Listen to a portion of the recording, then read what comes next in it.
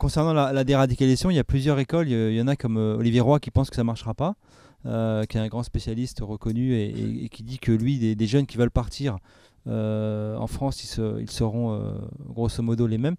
Et vous avez des chercheurs comme Farhad Khosrow-Khavar qui ont fait des travaux un peu plus poussés, qui lui fait une typologie des jeunes qui reviennent, et notamment en distinguant ceux qui veulent se réinsérer, ceux qui sont vraiment extrémistes dans leur tête. Et il préconise vraiment de séparer les plus radicaux des moins radicaux, parce que dans les groupes, c'est toujours les plus radicaux qui ont le lead. Bien sûr. Moi, Donc, le début, ça.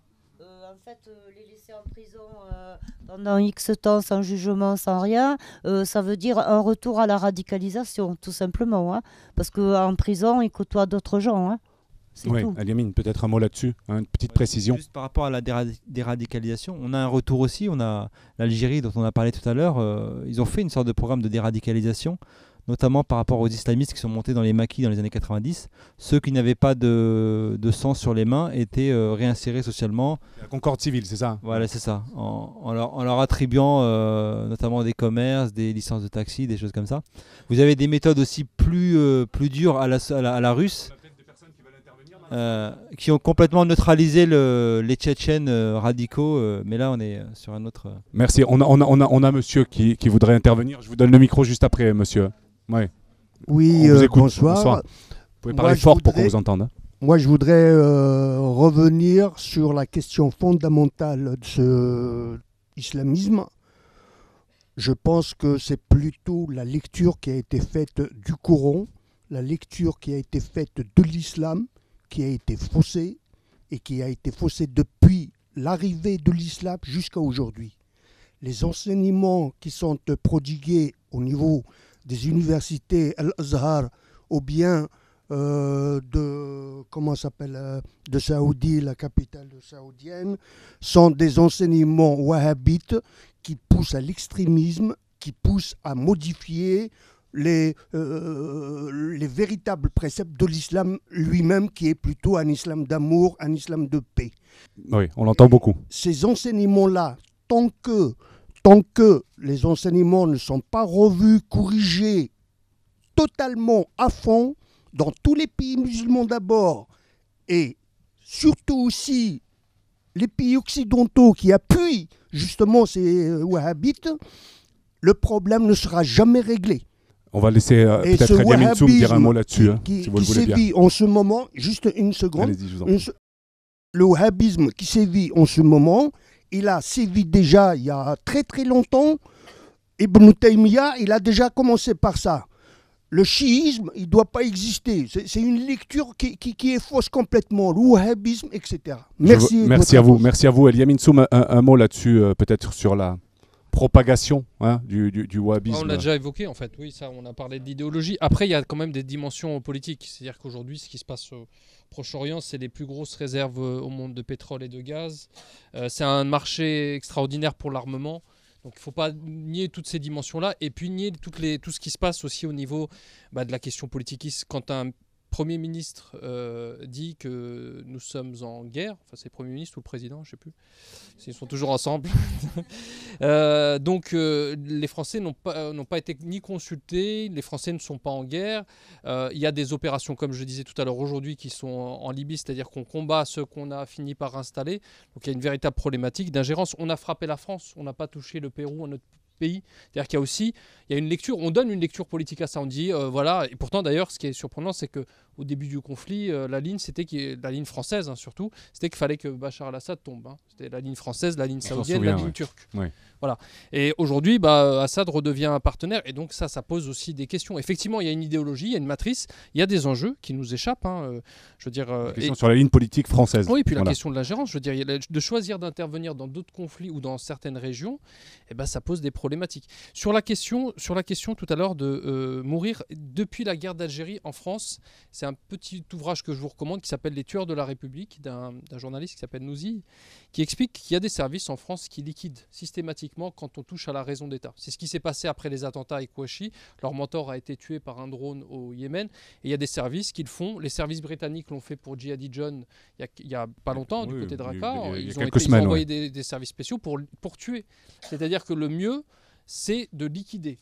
Voilà, on se débarrasse de ce qui peut revenir et être dangereux voilà, sur la notre territoire. C'est plutôt ça. Et ça existe, c'est une vieille tradition dans le renseignement. On va prendre une autre question. C'est quand on touche à atteinte à l'État, on liquide quand on peut le faire.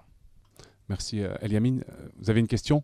Bonsoir, Ranima Amour de Ajoued Algérie Mémoire, justement une association qui se bat pour la mémoire du terrorisme en Algérie. Je précise que pour nous, ce n'est pas une guerre civile, monsieur, c'est une guerre contre les civils. Et également, par rapport à la loi de la concorde civile que nous, on remet en cause chaque année en demandant à ce que la journée du 22 mars soit journée contre l'oubli et pour la mémoire. Et le cas algérien, je pense qu'il devrait être médité, parce que figurez-vous qu'en Algérie aussi, c'était pour nous des pratiques étrangères. Le travail de ces personnes, leur comportement. J'ai vécu ce parcours 2 fois, donc de la radicalisation des personnes autour de moi. Ils attaquent l'éducation. Je pense qu'aujourd'hui, il faut qu'on arrive à des solutions. Quand vous avez un enfant qui est tout content d'écouter de la musique et qui se présente en CP, je précise, le lendemain pour me dire ça donne des esprits, ça genoune et ça fait ceci. On se transforme en cochon, paraît-il. C'est un imam donc sur la toile c'est là qui que ça commence, disait ça à des enfants. je pense. Et j'aimerais qu'on soit quand même très précis en ce qui concerne l'Algérie. La paix a été décrétée et on la refuse. D'accord ? Et donc il n'y a pas eu de solution, concorde civile, tout ça. Tout est à discuter. Disons que la situation s'est apaisée malgré tout. Non, à mon avis, elle n'est pas apaisée du tout parce que c'est pas fini. C'est pas fini, mais on n'est plus dans les années 90, c'est les années noires. Il y a d'autres méthodes et à mon avis, ce qui arrive sera pire parce que ça a été acquis, il n'y a plus personne, tout le monde est parti, ils ont tué 200 000 morts au minimum. Il y a même des disparus, hein, on ne sait pas où ils sont, qui les a pris. Donc aujourd'hui, je pense que dire que c'est une guerre civile en Algérie, c'est comme si que le 13 novembre, le 7, si que ça commence à se multiplier en France, on va dire si très bien, on aura bien noté la précision. Hein. Merci, voilà. Merci à vous. Voilà. Donc en Algérie, il n'y a pas de paix, c'est pas fini. Hein. Eliamine Setoul, sur la question qu'on abordait sur la dimension théologique. Exactement. Est-ce que on peut t'entendre là-dessus ? C'est jamais facile de parler théologie pour un chercheur, sauf s'il est en théologie. Non, il y a autant de lectures du Coran qu'il y a d'hommes, en fait. Il n'y a pas d'islam. Il y a juste des hommes qui développent une certaine lecture, une compréhension de l'islam. Mais c'est vrai que la contradiction de condamner Daesh et d'un autre côté, de ne pas remettre en cause nos relations privilégiées avec l'Arabie Saoudite, qui est pour certains une espèce de Daesh étatisé, là, on a un paradoxe un peu schizophrénique qu'il faut questionner. Il faut qu'on demande à notre président de nous rendre des comptes par rapport à ce paradoxe. Allez-y, je vous en prie. On vous écoute. Moi, j'ai pu discuter avec le théologien, avec Rachid Benzine, qui m'expliquait que, et puis c'est un peu ce qu'on constate même sur la toile, hein, quand vous allez sur les réseaux sociaux. Aujourd'hui, les jeunes s'intéressent donnent beaucoup plus d'importance au hadith qu'au Coran. D'accord. Et les hadiths, il faut préciser ce que c'est. C'est la parole, en fait, c'est la tradition prophétique. Voilà, tout à fait. Et donc, et c'est pas le Coran en lui-même. Qu'est-ce qui n'a pas été fait ou mal fait, puisque visiblement tout à l'heure vous sembliez remettre en question le travail de Dounia Bouzar.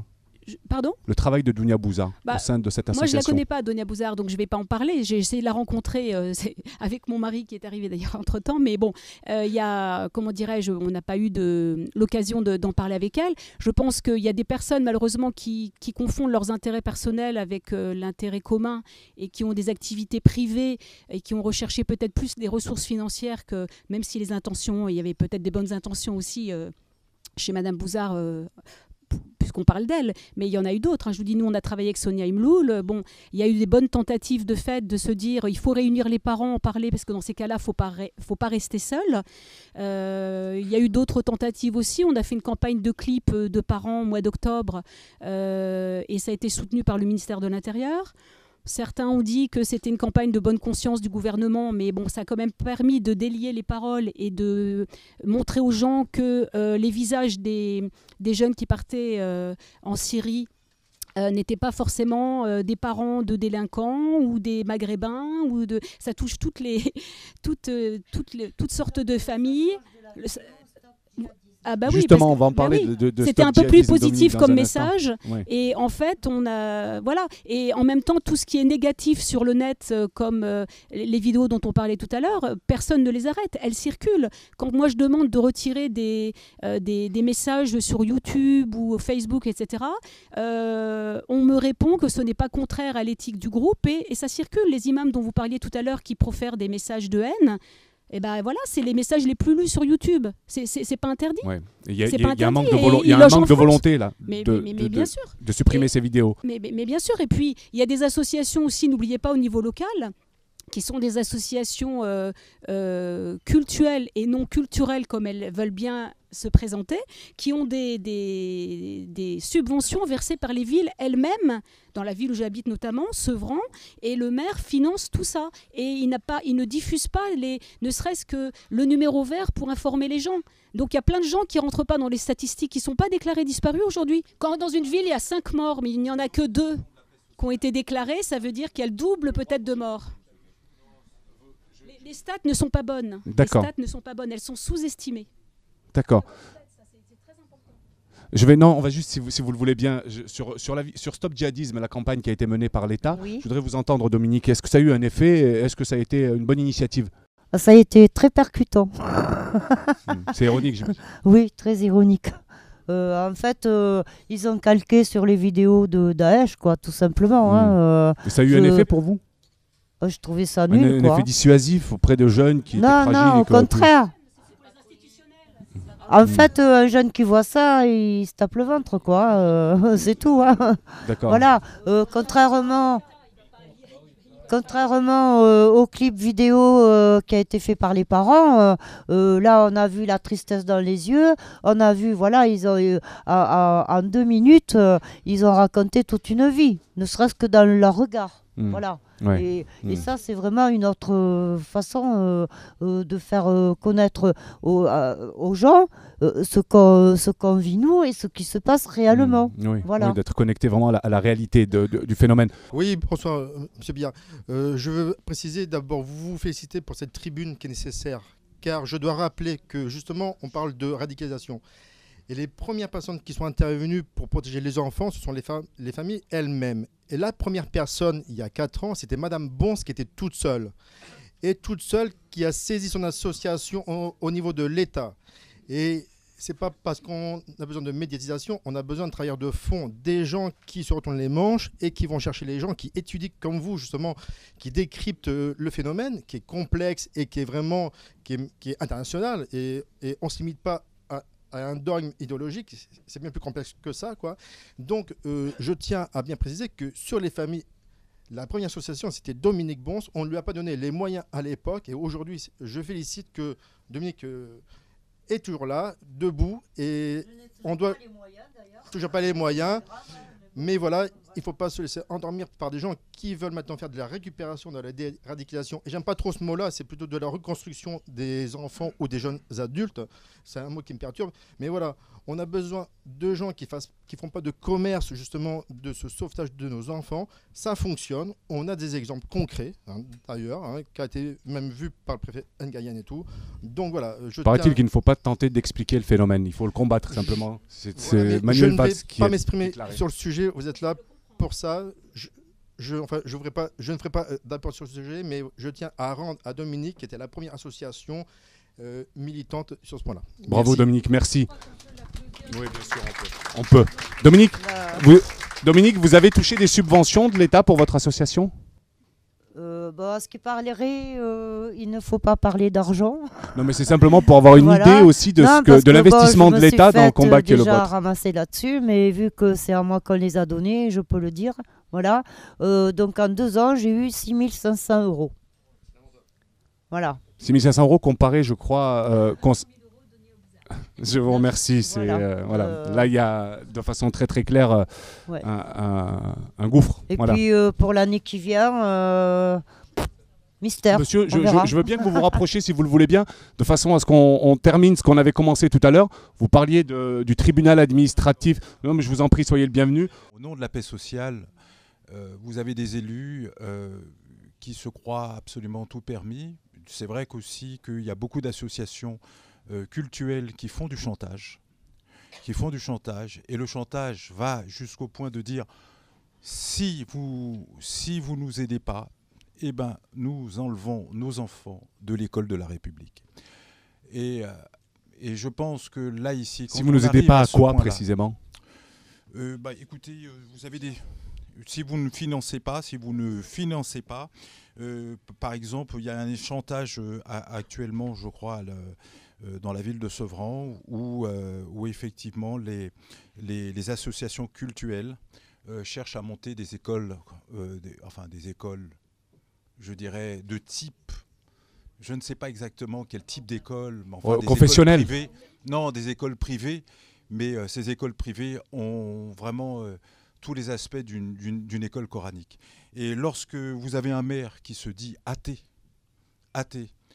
participe à des colloques avec ces associations cultuelles où vous avez des enfants qui, dès l'âge de 8 ans, sont voilés des pieds à la tête, il y a quelque chose qui ne va pas. Et elles sont financées par la municipalité en question. C'est-à-dire que c'est un viol très clair de la laïcité qu'on nous rabâche en permanence. Et tout le monde, le problème, c'est que tout le monde a peur d'en parler. Personne ne dénonce rien. Ils ont tous... on a l'impression que c'est la loi du talion. On en arrive là. Alors là, effectivement, moi je pense qu'effectivement, lorsque les élus en arrivent à ce point-là, effectivement, il faut les mettre devant leurs responsabilités. Sur toutes les positions qui font tout ce qu'ils financent à droite et à gauche, et des choses qui sont anormales, et ben il faut les attaquer. Vous avez saisi le tribunal administratif ? Pas encore. D'accord. Eliamine Soum, un mot peut-être là-dessus, s'il vous plaît. Merci monsieur, on va revenir vers vous, Eliamine. Oui, alors moi je vais travailler un peu sur cette question effectivement de la laïcité. Je souscris à ce qui a été dit, c'est-à-dire qu'en France, si vous prenez le programme de François Hollande, on ne touche pas aux régimes spéciaux. C'est quoi les régimes spéciaux ? C'est l'Alsace, la Moselle, la Guyane, etc., où il y a le financement du culte, alors qu'on est censé être une république une et indivisible. La loi de la laïcité, la loi de 1905, dit la République ne reconnaît, ne salarie, ne subventionne aucun culte. Et depuis maintenant quasiment une vingtaine d'années, un peu plus de 20 ans, on a eu une espèce de matrice, une lecture politique qui n'est plus une lecture sociale de la société, qui est une lecture communautaire. Ça a commencé avec la loi Guesso, une loi mémorielle, donc c'est le législateur qui fige l'histoire. Il y a eu ensuite la loi Taubira, la loi de reconnaissance du génocide arménien, quelque chose qui ne s'est pas produit. Et si vous regardez une carte de ceux qui ont voté, qui ont appuyé la loi, vous allez voir que vous avez sur ces territoires des gens qui sont descendants, héritiers de l'immigration arménienne. Donc il y a une logique de deal. On négocie pas, on ne s'adresse pas à des citoyens en France, mais à des groupes. Des logiques locales finalement, qui est capable communautaires. Plus fort. Voilà, les dîners qui sont organisés où tous les ministres vont dans des dîners, les dîners du CRIF pour le dire. Voilà, donc on s'adresse à des groupes et on est en dehors effectivement du cadre de la République. Or, si on reprend l'esprit de la loi 1905, c'est pas la négation des religions, c'est la séparation. La neutralité de l'État. Tout à fait. Et la séparation veut dire que ce qui fait la force du modèle français, c'est qu'on finance un hôpital, une bibliothèque, un lieu de culture, et non pas un lieu de culte. Les baux amphithéotiques, c'est un contournement de la loi 1905. Expliquez ce que sont les baux amphithéotiques ? Oui, en fait, on vous donne, on vous offre un terrain à quasiment, enfin une valeur à quasiment rien, enfin pour une mosquée, pour la construction d'une église 99 ans. D'une église évangélique. Voilà. Pendant Donc 99 ans, on vous offre un terrain pour €1 symbolique. Voilà. Et un terrain après, public. On dit voilà, prochaines élections, tu penseras à moi. Et la même personne va aller sur un plateau de télé et vous dire laïcité, attention, la République, laïque, vous connaissez très bien pleine hypocrisie. Le discours, tout à fait, en schizophrénie. On a une question au fond de la salle. Juste pour terminer sur autre chose, sur la lecture des religions, ce qui est très intéressant, c'est qu'aujourd'hui, on vit la mondialisation de l'homme. Aux quatre coins du monde, l'homme se ressemble de plus en plus. On regarde les mêmes séries américaines, on va dans les premiers lieux de culte, maintenant c'est les centres commerciaux. Bon, après, il y a le foot, on va dire, c'est bon. Et donc, dans la mondialisation, les gens se rattachent à des formes d'identité qui relèvent souvent du discours, de ce qu'on dit, et pas des pratiques. Je suis telle et telle chose, je suis plus telle et telle identité. Et parfois, on en fait une identité sa morale, exclusive. c'est ce qu'on s'applique à soi-même, finalement. Voilà. Ouais. C'est-à-dire qu'on va tous porter des Nike, mais on va revendiquer que moi je suis différent, je suis plus différent. Le discours, dans la pratique, les gens se ressemblent. Là. Ils vont au centre commercial selon les classes sociales. Et donc dedans, dans ce contexte de mondialisation de l'homme, dans les grandes villes, on se ressemble de plus en plus.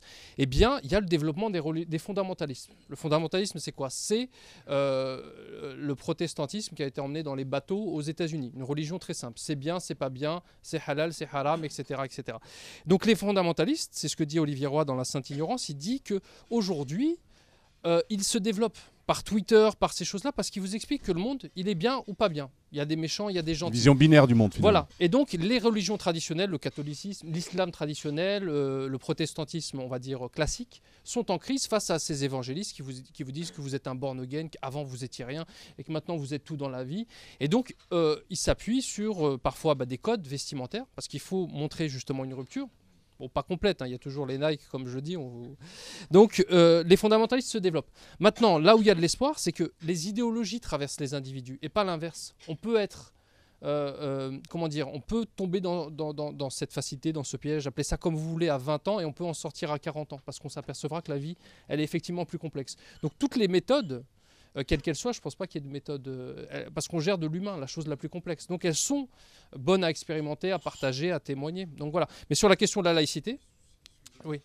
Attendez, je vais juste terminer. Sur la question de la laïcité, je voulais dire que je souscris à cette idée qu'il y a une véritable interrogation sur le financement du religieux et ce qui est en train de se faire dans le modèle français, c'est-à-dire on parle de communauté juive, communauté musulmane, on ne parle pas d'individus. Or, ce sont des individus, c'est une partie de leur identité. Mais ce qui fait le lien dans la société, c'est justement... La laïcité dont on parle est devenue une laïcité de posture, finalement. On va vous écouter, monsieur. Ensuite, on va prendre une question au fond de la salle, s'il vous plaît. Moi, ce que je voudrais dire simplement, c'est que je ne voudrais pas qu'on tombe aussi dans l'absurdité. Et l'absurdité, elle est la suivante. Nous l'avons vu en Belgique, où vous avez des Belges, on va dire, de culture musulmane, qui font qui se présentent électoralement en brandissant la charia, et ils sont élus. Et lorsqu'ils sont élus, ils disent que de toute façon qu'il faut appliquer la charia en Belgique. Ils portent le serment sur la constitution belge.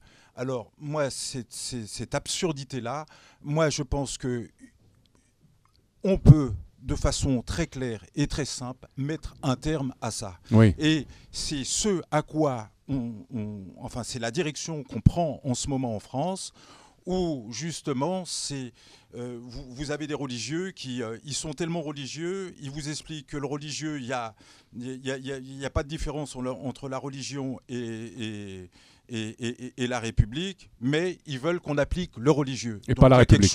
Il y a une absurdité, et cette absurdité-là, je m'excuse, mais je crois qu'il faut y mettre un terme. C'est des discours qu'il faut interdire, c'est ça? Moi, je vais vous donner un exemple simple. Nous avons, je pense que pour les catholiques, en France, on a mis 19 siècles pour mettre en place cette loi. Moi, je pense que pour les musulmans, on rentre dans le 15e siècle. Si au bout de 15 siècles, on n'a pas réussi à faire de la pratique religieuse quelque chose qui soit viable et fiable politiquement parlant, eh ben, je crois qu'il faut arrêter, quoi. Oui, c'est peut-être le mélange entre la religion et le politique, justement, qui crée ça. Il faut laisser ça dans le domaine privé. Le spirituel du temporel, finalement. Voilà, absolument. Il faut le laisser dans le domaine privé. Mais on ne peut pas continuer comme ça à se fermer les yeux, à ne pas regarder les choses en face. On vous a entendu, merci beaucoup. On va prendre une question au fond de la salle, s'il vous plaît. Bonsoir. Vous pouvez parler fort, s'il vous plaît. Bonsoir. Moi, j'avais une question justement sur donc les solutions qui sont mises en place pour justement déradicaliser ces jeunes. Alors comme on l'a entendu, c'est vrai qu'il n'y a pas forcément un profil type de ces jeunes qui partent en Syrie, mais on a vu que les campagnes de déradicalisation, je pense à Stop Djihadisme ou encore ontemanipule.com, qui ont été, pour moi, été des mascarades, vraiment des échecs totaux. Des problèmes pour moi c'était vraiment des échecs, et on n'arrive pas à lutter justement contre cette idéologie. Moi je pense que une des erreurs qui est faite, c'est justement de vouloir décrédibiliser ou trop attaquer justement cette idéologie et ne pas proposer d'alternative. Je pense que si on propose un autre paradigme, vraiment un projet, plutôt que d'attaquer on va dire un autre paradigme, je pense que c'est là qu'on trouverait une solution. Mais jusqu'à présent, c'est suffisant les campagnes publicitaires pour vous. Je pense que c'est insuffisant. Je pense que c'est surtout qu'on s'y prend pas de la bonne manière, que dans le sens où il y a rien qui est proposé. On propose pas quelque chose, on propose pas un nouveau paradigme, on n'essaie pas de remettre en question certaines choses, etc. On fait que discréditer en fait. On a bien noté votre question. Eliamine Soum d'ailleurs pour y répondre. Eliamine Setoul, pardonnez-moi. Avant de déradicaliser, je pense qu'il faudrait réfléchir ensemble pour éviter la radicalisation déjà. Et peut-être offrir des perspectives, parce qu'aujourd'hui, c'est vrai qu'aujourd'hui, un jeune Français qui a envie de vibrer politiquement, qui a envie de rentrer dans une espèce d'espace de sens, de sens politique, il regarde la scène politique française. C'est pas très excitant. On a une gauche qui est pas vraiment de gauche. On a un Juppé qu'on nous annonce comme un renouvellement politique. Il a plus de 70 ans. On a ça part dans tous les sens finalement. On a une extrême gauche extrêmement faible, une extrême droite en pleine puissance. Non, je crois qu'il y a un vrai problème d'offre politique déjà. Et même quand on a eu des mouvements populaires un petit peu légitimes, un petit peu, je pense à la marche pour l'égalité notamment en 84, médiatiquement surnommée Marche des Beurs, on se rend compte que le mouvement a été récupéré, coopté par des partis traditionnels et que finalement il n'y a pas eu de suite. Il n'y a plus d'idéal en fait, c'est ça. Il y a un manque d'idéal, ça c'est clair. Et surtout il y a une scène politique qui est incapable de cristalliser ces idéaux, quoi. D'accord. Et au-delà de ça, il y a aussi un problème plus global qui a été évoqué par Eliamine Soum à l'instant, c'est la question de l'identité. Aujourd'hui on est aussi des sociétés occidentales prises entre d'un côté des instances supranationales extrêmement puissantes. Je pense par exemple à la Banque européenne qui casse le mouvement grec qui est légitime et populaire. Donc ça aussi, ça donne le sentiment que même si on veut créer un mouvement légitime et populaire, on sera remis en place par le système. On retrouve le combat dans l'identité, c'est ce que vous voulez dire. Tout à fait. C'est-à-dire que là, je parle au niveau européen, mais même au niveau global. Quand les Chinois vous imposent un dumping social, etc., ça casse aussi nos sociétés. Et par le bas, on a aussi un délitement des banlieues comme à Sévran, qui est une zone extrêmement difficile, mais aussi dans les campagnes françaises. Donc on est pris par le haut, on est pris par le bas. Qu'est-ce qui nous reste ? On se rattache sur quoi ? Sur l'identité. Du coup, ça peut se décliner sous l'angle religieux, l'islam, on se tourne vers l'islam, ou sous l'angle ethnique, racial, le Front National qui fait des scores aujourd'hui extrêmement importants. Merci pour cet éclairage. On va prendre une question à ma gauche. Bonsoir à tous, je m'appelle Zéchan Malik, je fais partie d'une organisation internationale qui s'appelle MQI France pour son siège en France. C'est une association présente dans 90 pays dans la planète avec un siège de consultation à l'ENU et qui est fondée par le docteur en sciences Mohamed Tahirul Qadri et qui agit donc dans différents domaines, l'humanitaire, l'entraide sociale, l'éducation, le spirituel, l'art, mais aussi la lutte contre le terrorisme et la déradicalisation. La lutte contre le terrorisme, donc c'est pas un combat nouveau pour cette association et cette organisation-là. Il faut savoir que ça fait déjà plus de 20 ans qu'elle œuvre contre et qu'elle a sorti il y a donc 10 ans, quasiment 10 ans, une œuvre historique de plus de 600 pages qui condamne fermement. Mais vous avez des solutions, à nous proposer. J'y viens. Oui, mais si on peut venir assez rapidement de façon à ce qu'on puisse donner la parole à tout le monde. Hein. Ça marche. Merci. Donc l'objectif, c'est de faire quand même attention à ce jeu politique qu'il y a et de miser en fait sur l'importance qu'il doit y avoir sur la pacification des esprits.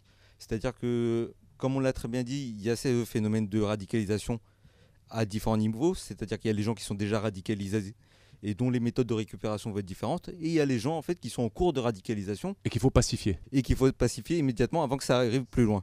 Nous sommes en train de mettre en place en fait des séminaires de déradicalisation, de pacification, afin de donner à ces jeunes en fait qui sont en perte d'identité des repères pour qu'ils reviennent justement à cette volonté de vivre ensemble. Mais il faudrait aussi, je pense, nous à notre niveau, pousser les instituts et les pouvoirs pour qu'ils mettent justement des solutions en place de sorte à justement pouvoir pousser ces choses-là qui poussent les jeunes vers un fléau qui est très très dangereux. Et il y a une dimension religieuse dans votre association ? il y a une dimension spirituelle, il y a une dimension religieuse, spirituelle, musulmane bien sûr, mais tout autant avec un discours de coexistence et interreligieux.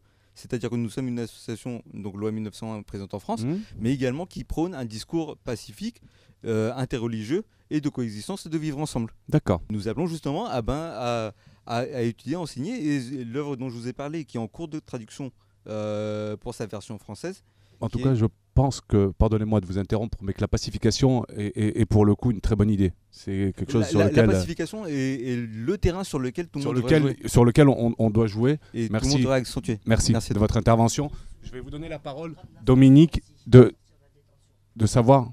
On va en parler en conclusion. Dominique, aujourd'hui, est-ce que vous êtes optimiste? J'ai envie de vous demander de façon ironique sur... l'avenir du traitement de la question, justement, des djihadistes qui s'en vont, qui j'aurais reviennent. déjà arrêté. Voilà. Mais oui, je suis optimiste parce que c'est une situation qui ne peut plus durer. Voilà. Maintenant, j'ai pas la solution toute seule. C'est pour ça que il faut s'unir et s'entourer, mais dans le bon sens. Hein, s'unir pour se battre contre ce fléau, pour éviter que nos jeunes partent là-bas, pour éviter des morts certaines. Voilà. Et c'est pas en touchant des subventions de je ne sais pas combien d'argent. En fait, on n'a pas tant besoin d'argent que ça. Les actions que vous menez au sein de votre association, si rien ne bouge, agissons. Oui. Alors écoutez, pour l'instant, ça fait déjà 2 ans quand même que j'y suis dessus. Je commence à avoir quand même quelques ouvertures en Midi-Pyrénées au niveau des établissements scolaires. Vous intervenez dans les Je vais le faire. D'accord. Voilà, mais ça n'a pas été facile. Alors que je vois certaines personnes leurs portes sont ouvertes. D'ailleurs, je ne sais pas comment elles y rentrent. Je ne comprends pas. Voilà, vous avez mis des bâtons dans les roues. C'est-à-dire le ministère de l'Éducation nationale façon, mais tout le monde. Les préfectures, la préfecture, l'Éducation nationale, on vous reçoit, on vous fait des sourires, ça s'arrête là. Pour quelle raison? Parce qu'on les embête. Pourtant, vous êtes dans une dynamique de prévention. Mais oui, mais c'est pas grave, on est des familles concernées. D'accord. Et quelque part, nous, on peut en parler en connaissance de cause. Et on ne veut pas vous laisser la parole, c'est ça? J'ai bien l'impression, oui. Voilà. D'accord. Vous partagez ce sentiment, madame? Je vais vous demander de prendre le micro, si vous le voulez bien. C'est vrai que c'est un petit peu compliqué parce que c'est à la fois, ça commence à dater ce fléau, mais en même temps c'est encore assez nouveau et on bricole beaucoup. Il y a beaucoup d'initiatives locales, il y a beaucoup d'associations un peu partout, mais les gens ne travaillent pas ensemble. C'est-à-dire que par exemple Dominique, elle est à Toulouse, donc forcément les gens de la proximité de Toulouse vont avoir peut-être plus... de facilité à la contacter. Les gens qui ne sont pas à Paris ou en région parisienne vont se tourner vers des groupes sur Paris. Pas de structure nationale. Non, c'est en train de se mettre en place. Le numéro vert a essayé de faire aussi un petit peu ce travail pour envoyer des infos aux préfectures qui après dispatchent. Mais bon, bref. Donc en fait, on bricole un petit peu. Et puis, il faut mélanger tous les acteurs. C'est-à-dire, comme dit Dominique, c'est les parents concernés qui sont les mieux placés. Ça, on le dit depuis le début. Il y a les parents. Il y a des élus qui doivent travailler avec nous. Il y a une dimension politique, donc il faut aussi des politiques. Il faut des religieux. Parfois, c'est important pour certains gamins. Pour notre gamin, je suis persuadée que ça l'était, enfin je pense que Thierry ne me contredira pas. Il y a des associations musulmanes de quartier, par exemple. Notre fils en fréquentait une. Je les ai rencontrés par hasard en allant m'inviter à une conférence organisée par la ville pour les élus, pas pour le grand public. Faut-il avoir peur de l'islam? D'accord? J'ai pris la parole. J'ai dit, moi, j'ai pas peur de l'islam, mais j'ai peur de l'islam radical. Et en l'occurrence, c'est chez nous. Eh bien, l'association de jeunes musulmans, elle connaissait mon fils. Elle l'a vu se radicaliser. Croyez-vous qu'elle l'a aidé? Non, elle l'a laissé de côté. C'est non-assistance à personne en danger. De même, je suis allée à la Grande Mosquée de Paris 5 mois avant son départ. Non pas parce que je craignais qu'il parte en Syrie. J'étais à 1000 lieues comme Dominique d'imaginer ça. Simplement, il avait une pratique austère et fondamentaliste. Donc ça me plaisait pas. Parce que c'était pas très, très moderne. J'avais peur qu'il s'exclue de la société. D'accord, même s'il était chez nous, on vivait bien ensemble et qu'on communiquait. Qu'est-ce qu'ils m'ont dit à la Grande Mosquée de Paris? Ils m'ont dit, votre fils est un ignorant. D'accord, c'est un jeune converti, c'est normal, etc. Il est sur le fil. Mais il m'aurait dit au secours, danger, on va faire quelque chose. Moi, j'aurais pris la mesure du problème. Je suis rentrée à la maison un peu rassurée en me disant bon, il est sur le fil, mais on va y arriver puisqu'on parle avec lui. Et ils m'ont dit lisez avec lui ce verset sur Marie, ça ira mieux. Enfin, je caricature. Rien au sein de la Grande Mosquée de Paris ne permet d'assister les familles. Ils vous reçoivent si vous voulez, mais après ils vous disent pas. Alors tout ça doit être, vous voyez, coordonné. On va prendre le micro si vous le voulez bien. Juste pour finir, comment dire, la solution qui consiste uniquement à dire, je dirais que de la part de certaines associations musulmanes, que ce sont des ignorants et puis ils ne proposent pas de solution, c'est sûrement la plus mauvaise chose, le plus mauvais service qu'on peut rendre quand on essaie de déradicaliser quelqu'un. C'est un peu simpliste, en tout cas, la réponse qui vous est apportée par la Grande Mosquée de Paris. Oui. Je ne parle pas de votre réponse, naturellement. Non, ce que je dis, c'est pas seulement la Grande Mosquée de Paris. Je dirais que c'est d'une manière générale. Je crois que Véronique, elle a participé donc aussi à une émission de radio où effectivement il y avait des religieux à l'intérieur et où les religieux disaient oui, ils sont des ignorants, mais qu'est-ce que vous proposez ? Oui. Ce sont des ignorants. Qu'est-ce que vous proposez, madame ? On se rend compte qu'au niveau des propositions, c'est encore un peu laborieux, on va dire. Rien du tout. Ouais. C'est frileux. Donc mais on va prendre une question, 2 questions dans le public avant de conclure. On va commencer par vous. Voilà, Nejma, citoyenne. C'est une question pour les mamans. Merci pour votre intervention et on comprend beaucoup mieux ce qui se passe de l'intérieur. Néanmoins, en fait, j'avais 2 questions. La première, c'est que vous avez dû rencontrer d'autres femmes de certaines communautés. Est-ce que, donc, comme disait Eliamine, les communautés, entre guillemets, est-ce que par hasard, vous avez noté une différence dans la radicalisation vis-à-vis de ces jeunes-là, et est-ce que ces mamans ont pu vous parler de la même manière dont vous êtes en train de nous parler, puisque leurs enfants sont peut-être pas convertis. Deuxième question, on parle des jeunes entre 18 et 25 ans, donc ils sont sortis de l'éducation nationale, ils sont sortis de leur scolarité. Est-ce qu'ils étaient en recherche est-ce qu'ils étaient dans le supérieur, est-ce qu'ils étaient dans une volonté est-ce qu'ils se sont sentis limités en France ou exclus en France, juste par rapport aux possibilités qu'offre l'étranger vis-à-vis de vie professionnelle, etc. Voilà, j'avais 2 questions. S'il vous plaît. Merci à vous. Peut-être qu'on a une question du même ordre. Alors, non. On va la prendre en même temps. Si non, vous le voulez bien. C'est bien. Moi je pense qu'on touchait du doigt quelque chose là, sur la dernière intervention. On a pointé du doigt un peu l'immobilisme et le manque de concertation et les politiques au sens large depuis tout à l'heure. Mais effectivement, il faut aussi noter le manque criant de solutions, d'implications et de discours de déconstruction de la part du culte, des organisations représentatives du culte. Les acteurs religieux sont pas suffisamment présents sur la question.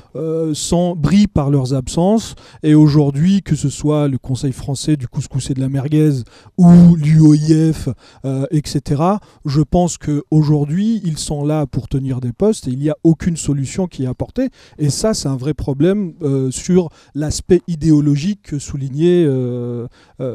Setoul et M. Soum tout à l'heure. Donc là-dessus, je pense qu'on n'entend pas assez de mise en cause de responsables qui sont les premiers concernés, en l'occurrence, qui sont les représentants du culte. Parce que aujourd'hui, les citoyens de confession musulmane, c'est pas le rôle non plus de porter des étendards.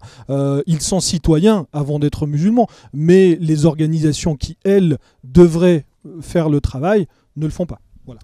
Merci de cette intervention. Eliamine Soum, justement sur les acteurs religieux et les représentants du culte musulman en France. Qu'est-ce qui explique cet immobilisme-là ? En fait, historiquement, la question de l'islam en France, la France était l'un des premières des puissances. C'était comme ça qu'on disait à l'Assemblée nationale, une puissance musulmane au début du XXe siècle, avec la Grande-Bretagne, les Pays-Bas, qui avaient comme colonie l'Indonésie, et l'empire colonial français. Il y avait 30 millions de musulmans qui étaient donc des indigènes, des soldats parfois, etc. Donc il y a une vieille tradition en fait de négociation. La mosquée de Paris, c'est le fruit la construction de la mosquée de Paris, c'était un hommage aux soldats tués, l'hôpital Avicenne, etc. Et il y a eu tout un jeu un peu diplomatique avec un islam consulaire marocain, algérien, maintenant turc, comorien, etc. Et puis, comme dans beaucoup de phénomènes, un phénomène d'embourgeoisement. Est-ce que c'est cette consularisation-là de l'islam? Est-ce que c'est la principale raison pour laquelle il n'y a pas véritablement de traitement de cette question-là? Non, il y a une déconnexion, je pense, de génération par rapport au Conseil français du culte musulman. Il y a maintenant de nouveaux acteurs. Il y a des sites internet aujourd'hui qui font... c'est-à-dire c'est comme si on vous pousse dans une case... comme disait Sartre, juif dans le regard de l'autre, et vous finissez par vous enfoncer dans cette case. Le site du musulman fait par le musulman pour le musulman, le salon de la femme musulmane. Donc ça, maintenant on va faire le salon de la femme. Enfin, voilà, imaginez qu'il y a une problématique parce qu'il y aurait un gène musulman. C'est-à-dire que les mêmes qui dénoncent finalement la discrimination, la stigmatisation sont aussi porteurs. Je parle de nouveaux acteurs, hein. Je parle de ces acteurs. Et puis malheureusement, en termes de communication, y compris quand vous proposez des alternatives, ce qui fonctionne sur le web aujourd'hui, c'est les trucs un peu plus trash, les trucs où on fait du buzz. Et c'est là où les fondamentalistes fonctionnent bien. Maintenant, effectivement, il y a une responsabilité de responsables du culte. Ensuite, il y a une responsabilité médiatique. Quand vous voyez que Pujadas, qui est un journaliste, fait un livre avec Chalgoumi, enfin, on se dit que déjà, tu es journaliste, pourquoi tu fais un livre avec un... Et Chalgoumi, type qui, bon, il parle bien l'arabe. Chalgoumi en arabe, il est bon arabe, en arabe classique, mais en français, il a. Voilà. Et ça décrédibilise encore plus. Et là, il est juste l'imam de la mosquée de Drancy, on le précise. Voilà, il n'a pas de responsabilité au sein en disant, regardez, ils nous mettent eux, etc. On est toujours dans cette matrice eux, nous, le complot, la main. Vous voyez. Donc c'est un petit peu délicat là-dessus. Et sans nier une fois de plus la responsabilité de. Il me semble très grave. Parce qu'il paraît que en France, à l'heure actuelle, ce qui justifie cette espèce de course à l'échalote à celui qui va construire la plus grande mosquée, c'est-à-dire que selon la grandeur de la mosquée, ça va permettre à certains imams d'avoir plus de poids auprès au sein du CFCM, le Conseil français du culte musulman, alors, le mode de vote se fait par métrage carré de mosquées, c'est ça? Absolument, absolument. Et ce n'est pas, si vous voulez, il n'y a pas de relation réelle entre les musulmans et leurs représentants. Et si tant est qu'ils s'y reconnaissent. Si tant est qu'ils s'y reconnaissent dans ce que vous appelez les représentants. C'est-à-dire que s'il y avait un vote, par exemple, qui soit démonstratif, réellement démocratique, et qui puisse démontrer que réellement cette personne-là, j'ai voté pour elle, c'est elle qui me représente. À ce moment-là, effectivement, on pourrait y croire. C'est vrai que le mode de scrutin est assez absurde. Absurde. Et là, moi, j'en appelle à vous tous, là, ici, enfin peut-être les juristes en particulier, réellement, parce que là, ce décret-là, il mériterait d'être attaqué auprès du tribunal administratif parce qu'il y a une certaine discrimination là au sein même de la communauté musulmane. Exact. Elles sont nombreuses. Disons que tout est confondu là-dedans, hein. Il y a de tout. Voilà, il y a de tout. Oui, moi j'ai rencontré des familles maghrébines, elles sont dans la même situation que nous. C'est problématique sectaire là pour le coup, on est d'accord? Problématique de secte. Ouais. Oui, mais c'est une question très complexe. On pourrait en parler pendant des heures. C'est pour ça qu'on. Non, il y a une base, moi je dirais. Il y a une base sectaire. Oui, voilà. Après, le reste c'est du bricolage, c'est ça? Oui, voilà. D'accord. Tout à fait. Ce qu'on va faire, c'est que prenez le micro, madame, s'il vous plaît. Les musulmans qui se radicalisent, ils se prétendent pas, ils se disent reconvertis. C'est-à-dire qu'ils font la différence entre les vrais et les faux musulmans. Vous voyez? Donc c'est affolant, quoi. Et après, il y a des jeunes qui partent qui ne sont pas convertis non plus. Ça existe aussi, on en connaît. Vous voyez? Donc c'est extrêmement compliqué. On va juste prendre un mot là, très rapidement, s'il vous plaît, ensuite on va conclure. Il y a des gamins qui font Sciences Po. Oui, effectivement. On va prendre un mot là et ensuite on va conclure si vous le voulez bien. Rapidement, s'il vous plaît. Moi, je rebondis sur ce que vous disiez, madame. Effectivement, c'est exactement ça. C'est que les jeunes d'origine maghrébine qui sont nés dans l'islam. Donc, moi, j'avais un peu l'image dans ma pratique professionnelle en tant qu'éducatrice que les convertis, on a l'impression qu'ils veulent être, voilà, c'est l'image que j'en ai, hein, que j'en avais quand je discutais de religion avec eux, c'est être plus royaliste que le roi. Et les musulmans qui se radicalisent, qui commencent à s'intéresser véritablement, où on entend des propos, c'est toujours une vision scindée de la vie, le haram, le halal, il n'y a pas de nuance. C'est ce que disait tout à l'heure Eliane Minsoum. Et avec, moi je trouve véritablement un mépris et une condescendance de l'islam de leurs parents, en tenant des discours, mais nos parents ils savaient pas, mais nos parents ce sont des paysans, ils connaissent pas le vrai islam, etc. Et en disant nous on revient, on a cette capacité à s'instruire, il faut aller chercher l'info, et en mettant en avant que l'islam de leurs parents est empreint de musique, de miel, de gâteaux, d'ignorance etc. aussi, effectivement. Voilà, moi je trouve qu'il y a une véritable un discours condescendant autour de ça, et c'est déplorable. D'accord, merci beaucoup, merci. Je vais demander à nos invités, et je terminerai par les mamans, hein, je demanderai à nos invités de conclure un petit peu, parce qu'on pourrait effectivement parler pendant des heures tant le sujet est complexe. Là, on arrive à la fin. Eliamine Setoul, s'il vous plaît. Je rejoins tout à fait ce que vous venez de dire. Ça fait écho à la notion de rupture intergénérationnelle que j'ai évoquée tout à l'heure. Une vraie fracture entre parents et enfants. Et ça se décline aussi sous cette forme-là. C'est-à-dire on se moque un petit peu du folklore, de l'islam un peu folklorisé des parents. Juste pour ouvrir un petit peu, élargir un petit peu la perspective, peut-être 3 pistes de réflexion pour voir comment on pourrait atténuer ce phénomène de radicalisation. D'une part, peut-être enrichir l'offre politique. C'est-à-dire que, comme je l'ai dit tout à l'heure, aujourd'hui, vous avez 20 ans, vous avez envie de vibrer, de vous exciter. En France, politiquement, c'est pas terrible. Je pense que la classe politique a besoin d'un rajeunissement. Oui, enfin, il y a des pays comme l'Espagne où on sent que ça bouge un petit peu. Enfin, en tout cas, les jeunes s'identifient plus. Donc, un rajeunissement, oxygénation de la classe politique. Le deuxième point, c'est lutter contre les formes de ghettoisation. Alors, certes, on a des djihadistes, des jeunes radicalisés dans toutes les régions françaises, de toute origine, etc. Mais on a quand même des gros pôles dans les banlieues urbaines défavorisées. Quand même, sociologiquement, on a quand même des pôles là-dedans. Et il faut réfléchir à savoir comment on peut améliorer le vivre ensemble. Créer des espaces d'échange. Il faudrait dire rajouter faire ensemble. Parce que vivre ensemble, je peux vivre vivre ensemble, agir ensemble. Ouais, on est d'accord. Je souscris à ce que vous dites. Vivre ensemble et faire ensemble. Non, mais c'est très bien, mais c'est très positif. Vous avez raison. Et sachant que les institutions traditionnelles où les gens se côtoient un petit peu, c'est-à-dire les églises, le service national, les écoles, ont tendance soit à ne plus exister, soit à se ghettoiser. Et du coup, on n'a plus d'espace de brassage social. Et ça joue beaucoup dans les logiques mentales de ghettoisation. Troisième point, oui, il faut culturer l'islam, en fait. Et ça rejoint à ce qu'on disait. C'est-à-dire qu'aujourd'hui, on a encore l'image d'une religion qui fait figure d'altérité. Et au contraire, il faut réfléchir à comment faire en sorte d'avoir un islam français. Alors ça passe par le CFCM, casser les liens consulaires entre les pays du Maghreb et l'islam de France. Il n'y a pas très longtemps, M. Hollande a signé un contrat pour faire venir 200 imams marocains. Et comme par hasard, ils vendaient un TGV la veille. Donc, il faut vraiment qu'on casse cette espèce d'islam consulaire qui en plus ne représente plus les musulmans de France, parce qu'aujourd'hui les musulmans de France sont dans des logiques, sont plus dans des logiques nationales, hein. C'est plus l'Algérie, le Maroc, la Tunisie. Les mariages sont mixtes entre Marocains, Tunisiens, Algériens, Turcs, etc. Donc ils s'identifient plus à l'échelle nationale. Mais les hommes politiques, enfin le religieux continue à avoir une logique nationale, puisque l'islam consulaire c'est toujours l'Algérie, le Maroc, la Tunisie, etc. On a un juste quatrième là, point. Deuxième point. Enfin, on a été au troisième déjà. Ouais, troisième point. C'est le quatrième là pour le coup. Deuxième tiré du troisième point. Pour être plus précis, il faut aussi, ça passe aussi par la langue arabe. C'est-à-dire qu'aujourd'hui vous avez des proviseurs qui refusent d'enseigner l'arabe dans leurs établissements parce que soi-disant c'est une langue de banlieue, c'est une langue de terroristes, etc.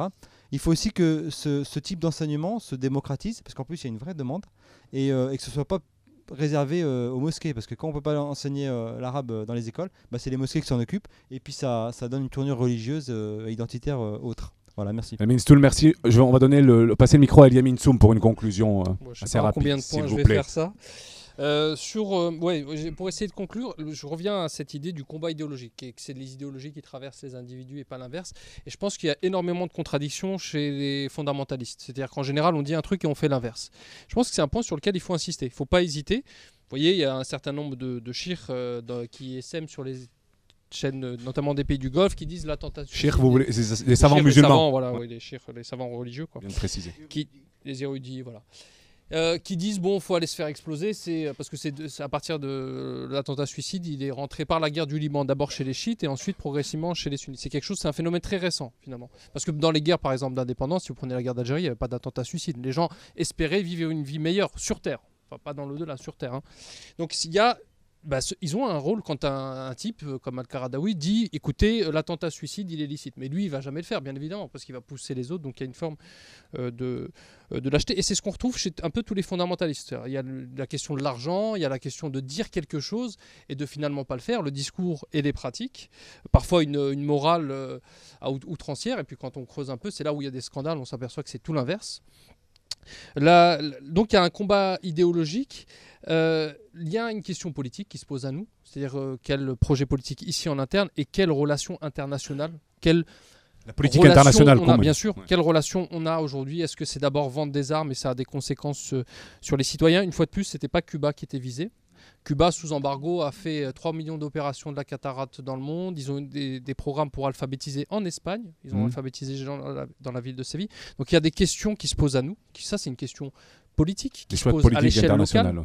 Oui, mais aussi comme projet de société, ce qu'on disait tout à l'heure sur la question de la laïcité. Et le dernier point, c'est sur la question de l'éducation. L'éducation qui est perpétuelle chez un être humain. Notre éducation est basée en général à l'école sur la raison. On nous apprend à réfléchir de façon rationnelle. Et la mémoire. On emmagasine des informations, des idées, des concepts.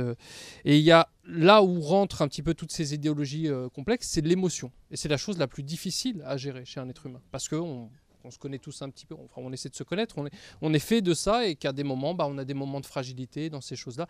Et quand on vous dit que tout est pourri ici, que tout va mal, je pense que c'est ça. Et dans l'alternative, puisqu'on l'évoquait tout à l'heure, on est fait de ça, de sensations, on a des besoins d'aller expérimenter et des choses. Et ça, c'est compliqué d'y répondre. C'est pour ça que les réponses, à mon sens, elles sont complexes, mais bon, l'être humain a toujours finalement réussi à trouver des solutions à ses problèmes. C'est ce qui fait la beauté de la vie. Merci pour cette touche positive. Pour terminer, Madame, je vais vous demander de conclure aussi, puisque vous avez participé. Je ne sais pas quoi dire pour conclure.